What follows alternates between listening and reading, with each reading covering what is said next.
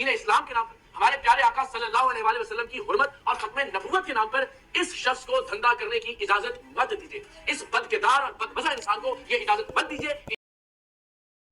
بسم اللہ الرحمن الرحیم. السلام علیکم ناظرین گرامی. اس شخصیت اور اس کے نام سے تو آپ سب ہی واقف ہوں گے. یہ شخص یعنی پیر حق خطیب کیا دعویٰ کرتا ہے اور اپنی نام نہاد کرامات دکھا کر معصوم، مجبور اور سادہ لوگوں کا ایمان تو خراب کرتا ہی ہے، ساتھ میں انہیں مالی طور پر لوٹتا بھی ہے. میں سلام پیش کرنا چاہوں گی اقرار الحسن بھائی کو، جنہوں نے اپنی اور اپنی ٹیم کے لوگوں کی جان پر کھیل کر اس شیطان صفت اور دجال قسم کے انسان کو بے نقاب کیا. ایک شخص جو قرآنی آیات حتیٰ کہ بسم اللہ شریف کی ادائیگی بھی درست طریقے سے نہیں کر سکتا، وہ یہ دعویٰ کرتا ہے کہ وہ اللہ کا ولی ہے اور اللہ کے حکم سے لوگوں کو شفا بخشتا ہے. ہم ایک عرصے سے سوشل میڈیا پر اس دھوکے باز جعلی پیر کی شبدے بازیاں ملاحظہ کر رہے ہیں. یقیناً ایک ذی شعور انسان کے دماغ میں یہ ساری چال بازیاں سما نہیں سکتی. اللہ کا ولی کبھی اپنے منہ سے نہیں کہتا کہ میں اللہ کا ولی ہوں. ایسے لوگ تو خود کو چھپا کر رکھتے ہیں، ظاہر ہونے ہی نہیں دیتے.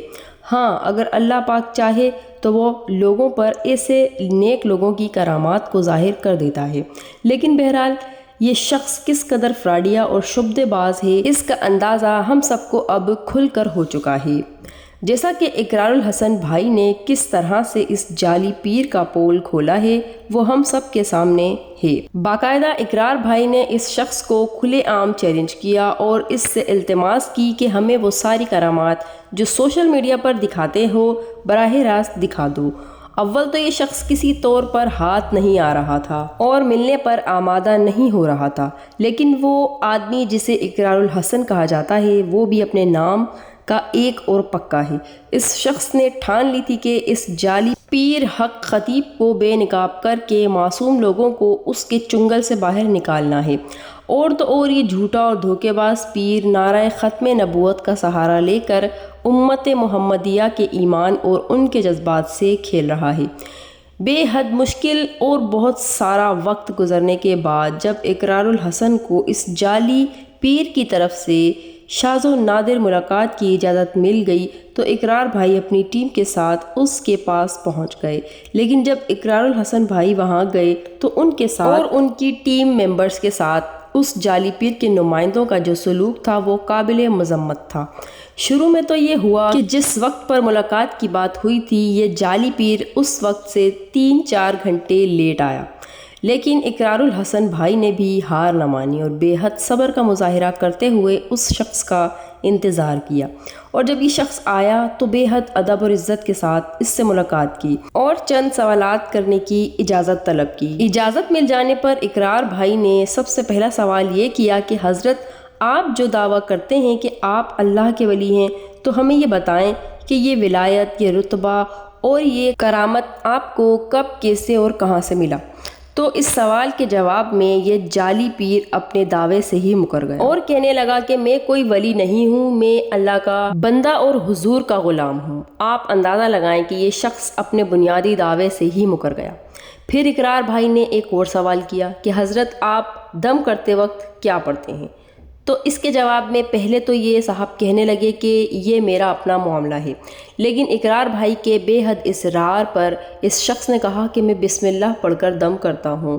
لیکن ناظرین، آپ لوگوں کو یہ جان کر حیرت ہوگی کہ یہ حضرت بسم اللہ بھی صحیح طریقے سے ادا نہیں کر پا رہے تھے، اس کے علاوہ کوئی قرآنی آیت بھی پڑھ کر نہ سنا سکے. اب ایسے شخص کو ہم کیسے اللہ کا ولی اور کرامت کرنے والے بزرگ مان لیں؟ ناظرین، دکھ کی بات تو یہ ہے کہ اس سارے عرصے کے دوران اقرار بھائی اور ان کی ٹیم کے ممبرز کو زد و کوب کا نشانہ بھی بنایا جاتا رہا. یہ جعلی پیر حق خطیب خود ہی اپنے چیلوں کو اکساتا رہا اور ختم نبوت کے نام پر شور مچاتا رہا. لا حول ولا قوت الا باللہ العلی العظیم. حتیٰ کہ یہ ساری بات چیت بھی ڈھنگ سے نہ کرنے دی گئی. ناظرین، یہ شخص بیماروں پر دم کے نام پر معصوم اور غریب لوگوں کو لوٹتا بھی ہے اور لنگر کے نام پر لوگوں سے پیسے بھی بٹورتا ہے. حتیٰ کہ اس کے آستانے پر اس کی تصویر بھی بیچی جاتی ہے، یہ کہہ کر کہ اسے اپنے گھر میں لگائیں تو جنات و شیاطین بھاگ جائیں گے. حیرت کا شدید جھٹکا تو ہمیں اس وقت لگا جب اقرار الحسن بھائی نے یہ بتایا کہ اس شخص کے پاس 11 ارب روپے کی جائیدادیں بھی ہیں، اور جب اس فراڈیے سے اس 11 ارب کی جائیداد کا پوچھا گیا کہ یہ آپ کے پاس کہاں سے آئی، مطلب کہ کیا یہ آپ کو آباء و اجداد سے ملی ہے، تو پاس کھڑے ایک شخص نے چلا کر کہا کہ یہ میں نے گفٹ کی ہے۔ تو اقرار الحسن بھائی نے جب پوچھا کہ آپ نے کتنی رقم یا جائیداد گفٹ کی ہے تو وہ شخص کہنے لگا کہ یہ میں نہیں بتاؤں گا۔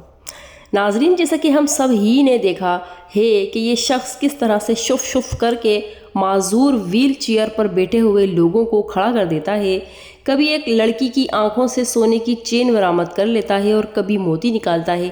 ہاں، لڑکی ہمیشہ ایک ہی ہوتی ہے، یعنی ایک ہی لڑکی کی آنکھوں سے 4 مرتبہ چین نکال دی اور پھر 5ویں بار اقرار بھائی کے سامنے بھی نکال دی۔